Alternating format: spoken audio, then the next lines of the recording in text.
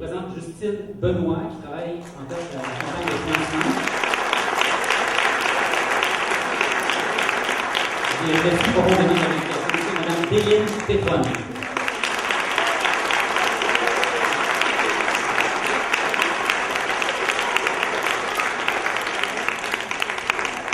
Je veux aussi remercier et souligner l'implication de l'OPP, en fait, qui est très active à l'école, l'organisme de participation des parents, qui est mené de main de maître par Fadel Noël. Fadel, je te demanderais de venir en avant. Tu représentes en fait toute l'OPP, mais je te demanderais de venir en avant, s'il te plaît.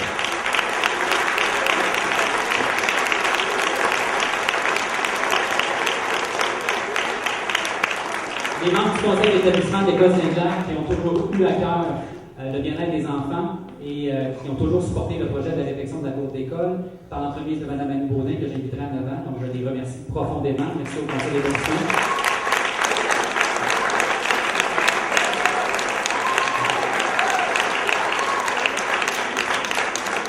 La commission scolaire Marie-Victorin qui nous supporte et nous guide dans l'élaboration de notre projet, notamment par l'entremise des ressources matérielles qui est présent ici. Je la remercie vraiment, c'est un partenaire important et qui nous soutient dans le projet de la réflexion de la cour. Merci à la commission scolaire Marie-Victorin.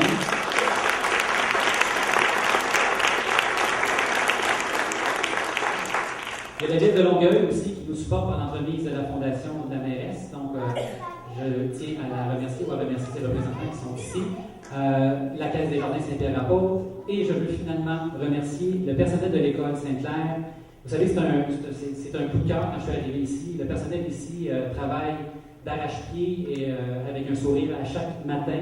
C'est une équipe extraordinaire, une équipe qui se dévoue quotidiennement pour les enfants. Je me sens vraiment choyé et privilégié. Une bonne main d'applaudissements pour l'équipe.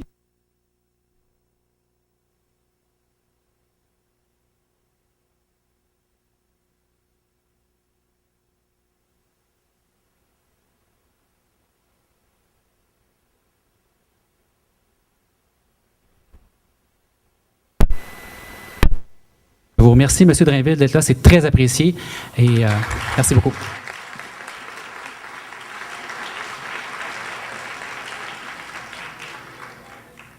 Alors, je laisse la parole à Mme Déline Pétron. Mme Pétron s'occupe, en fait, des conceptions, de la conception, en fait, des plans avec un processus de consultation. Donc, évidemment, le fruit du travail que vous allez voir, c'est le fruit du travail de longs mois, mais aussi de longues consultations qu'on a eues avec le personnel de l'école. Donc, je lui laisse la parole.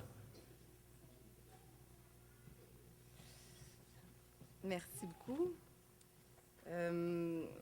Bon, alors, comme Alexandre m'a présenté, oui, je suis parent, puis j'ai la chance aussi d'être accompagnée par mon père qui est architecte. Donc, c'est pour ça aussi que je me suis lancée dans ce projet-là. C'est que j'ai été épaulée par lui pour faire la conception de la cour. Premièrement, avec les parents, avec les profs, on a consulté les enfants pour savoir quels étaient les besoins de la cour, c'est quoi les problèmes. Puis une fois qu'on a identifié ça, on a pu partir la conception. Depuis quelques années, même avant que mes enfants soient à l'école, il y a des gravillons des petits graviers qui ont été mis sous les modules de jeu pour sécuriser les enfants. C'est très bien, mais ça s'est avéré un problème par la suite. Et c'est un des problèmes récurrents qui revient, puis que je sais que beaucoup de parents et professeurs veulent trouver une solution. Et c'est à partir de ce point-là qu'on a démarré tout le projet, en fait. Ça a été l'étincelle. Là. On a dit, bon, mais si on veut changer ça, on va changer toute la cour au complet, puis on va avoir une vision globale, en fait, du projet. Donc, ce que je parlais des gravillons, pour ceux qui ne connaissent pas bien la cour, c'est, je ne sais pas si vous m'entendez bien, là. C'est où est-ce qu'il y a le carré jaune, là, en fait, c'est là que le cœur du problème était. Bon, alors je reviens, une fois qu'on a consulté les enfants, ils nous ont dit qu'ils voulaient des espaces pour jouer, des arbres, des buts de soccer. Bon, on a fait l'inventaire de tout ça. Ensuite de ça, on a pris des balises, c'est-à-dire qu'on a consulté 2 documents principalement et plusieurs autres, puis plusieurs autres visites aussi qu'on a fait au travers les cours d'école existantes, là. Mais entre autres, le document de mieux vivre dans la cour d'école, qui est un document qui est fait par Kino Québec, et aussi, j'ai noté ici, l'Institut national de santé publique du Québec. Donc, ça, c'est un document qui nous a aidé à concevoir un espace pour contrer les îlots de chaleur. Donc, ça a été nos 2 bases. Le document qui est fait par Kino Québec nous propose d'utiliser des zones précises pour la nouvelle conception de la cour d'école pour que ça soit cohérent et ergonomique, puis pour pas qu'on manque notre coût. Alors là-dessus, on n'a pas rien inventé, on a pris tel quel ce qu'ils nous ont proposé, puis là, on a conçu la nouvelle cour. Donc voilà la nouvelle cour. Ah oui, super! Ce qui nous conseillait de faire, c'est d'abord d'identifier les zones de circulation. Donc, devant l'école Sainte-Claire, il y a une bande grise qui est là. Il n'y aura pas de jeu là. On va laisser ça libre pour que les allées et venues soient sans accident puis agréables. Il y a aussi, où est-ce que les jeux de marée, là, dans le bas de l'image, une zone de circulation pour aller jusqu'à la zone arrière de la cour. Donc ça, c'est plus technique. On espère, en fait, on croit que la cour d'école, c'est vraiment indispensable. Ça ne peut pas être remplacé par aucun autre gymnase. Puis pour le développement des enfants aussi, c'est vraiment précieux. Puis par la qualité de notre projet, je pense qu'on va donner une plus-value aussi au quartier. Donc voilà, c'est ça.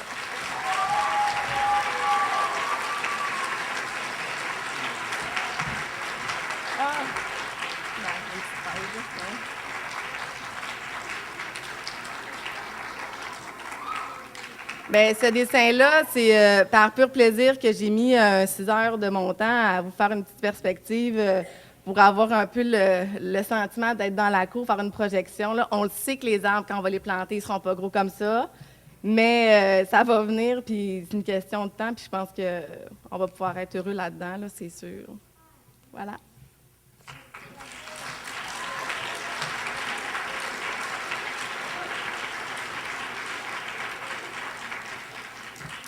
Merci Déline, merci pour le beau travail, c'est vraiment apprécié. Et quand on parle de temps, le temps est très relatif, vous savez, c'est aussi pour les prochaines générations.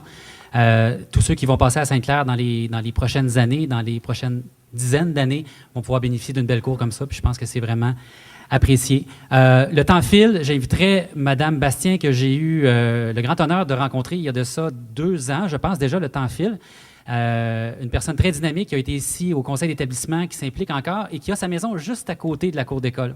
Et qui, à notre grand bonheur, est la présidente de la campagne de financement. Donc, je vous demande d'applaudir chaleureusement Mme Monique Bastien.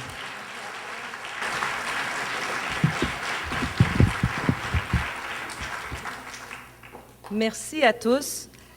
Alors, en introduction, ceux qui me connaissent savent comment j'ai à cœur l'École Sainte-Claire.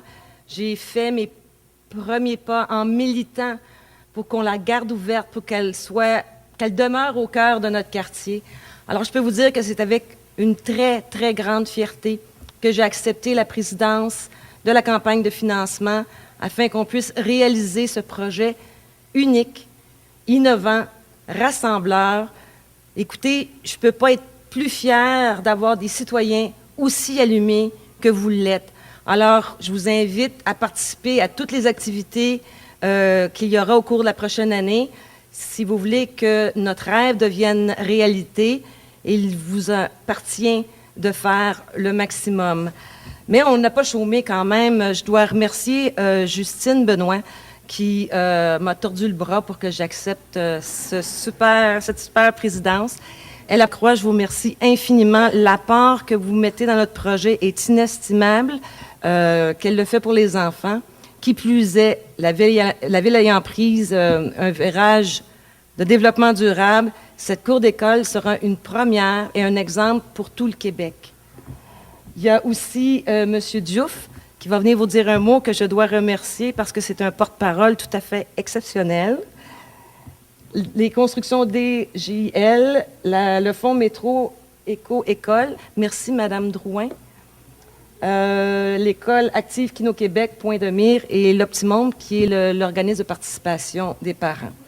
Alors, sur ce, je vous invite à participer aux activités et je remercie encore Mme Benoît de m'avoir tordu le bras pour être présidente de ce super merveilleux projet qui est le vôtre, qui est le nôtre aussi. Merci.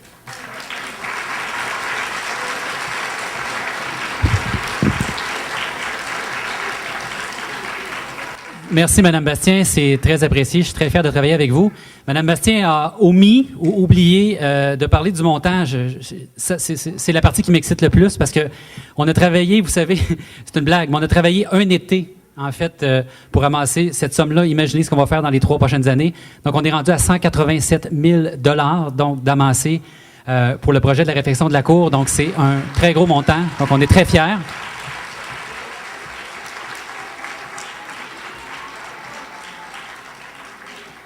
Je suis excité par le montant et aussi par la présence de M. Diouf, que j'écoute et que je lis souvent.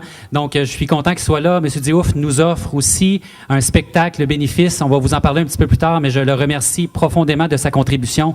C'est une très grande contribution parce que les ventes de billets vont bien.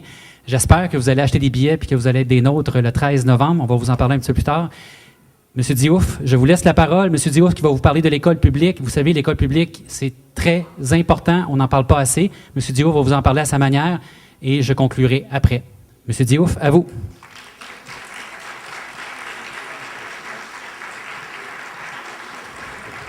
Merci beaucoup, merci beaucoup. Merci. Moi, je suis un...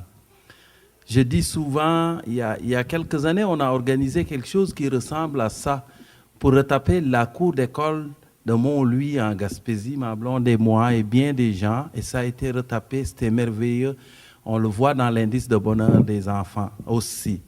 Alors, moi, je suis quelqu'un qui vient de l'école publique. Je dis souvent, s'il n'y avait pas l'école publique, je ne serais pas ici.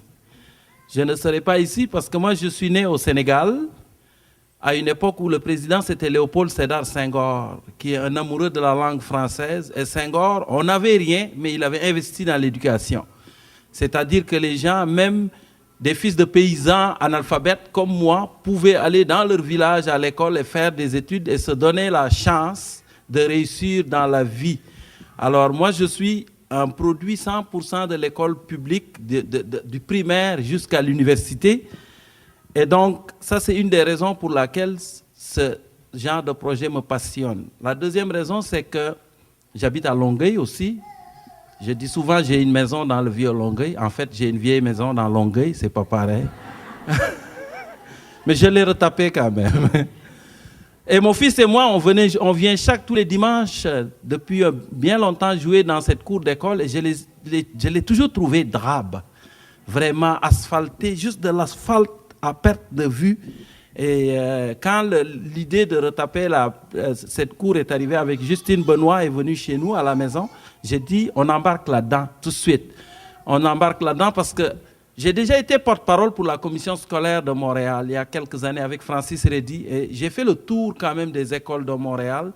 Et il m'est arrivé des fois de revenir à la maison puis de me dire, c'est fou, le décalage entre certaines écoles privées et les écoles publiques de Montréal, ça peut être aussi énorme qu'un décalage entre une école du Sénégal et une école du Québec.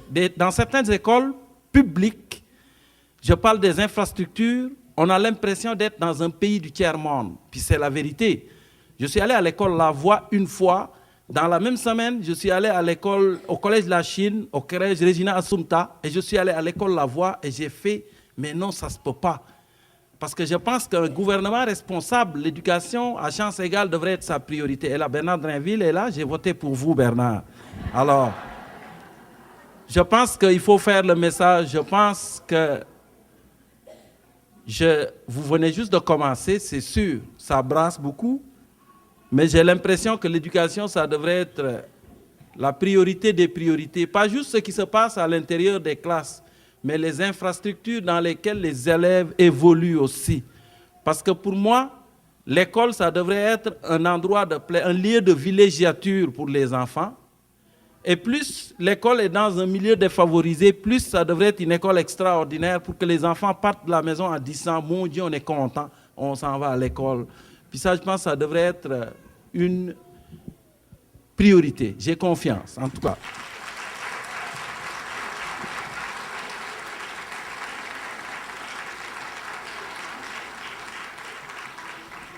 Alors, moi, j'ai accepté d'embarquer dans le projet quand ils m'ont dit qu'il va y avoir un jardin là-dedans, parce que moi, j'ai toujours dit, avec un jardin, tu peux apprendre aux enfants l'univers au complet. Tu n'as pas besoin d'aller... On parlait beaucoup des compétences transversales dans la nouvelle réforme, mais pour moi, un jardin, c'est l'endroit où tu peux apprendre tout, de la biologie à la physique, à la chimie, à tout. On peut apprendre ça dans un jardin. Pour moi, c'est important que les enfants aient ça dans une cour d'école. Ma contribution là-dedans n'est pas énorme. je donne un spectacle. En fait, il y a 2 dates d'ouvert, le 13 novembre, à la salle Jean-Louis Miette, si vous voulez venir nous encourager. Donc, ça va être 2 spectacles dans la même soirée, et 100% des profits qui sont recueillis dans ces 2 spectacles-là serviront à au moins acheter un arbre. C'est ça, c'est tout.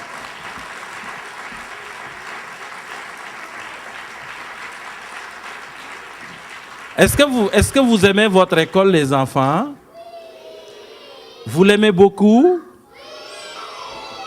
Vous allez voir, là, quand ça va être tapé, là, et ils vont tout faire les transformations qu'on a montrées ici, vous allez tellement l'aimer qu'on ne voudrez pas. À la fin de votre école primaire, vous ne voudriez même pas aller au secondaire, vous allez rester là. C'est ça. Alors, bravo à toute l'équipe qui s'implique là-dedans. Justine Benoît, c'est elle que je connais la plus parce que c'est elle qui brasse tout ça. Alors, bravo, et puis je pense que c'est important que chacun mette un peu du sien. Mon grand-père disait, quand les araignées mettent ensemble leur toile, ils peuvent piéger un éléphant. Voilà.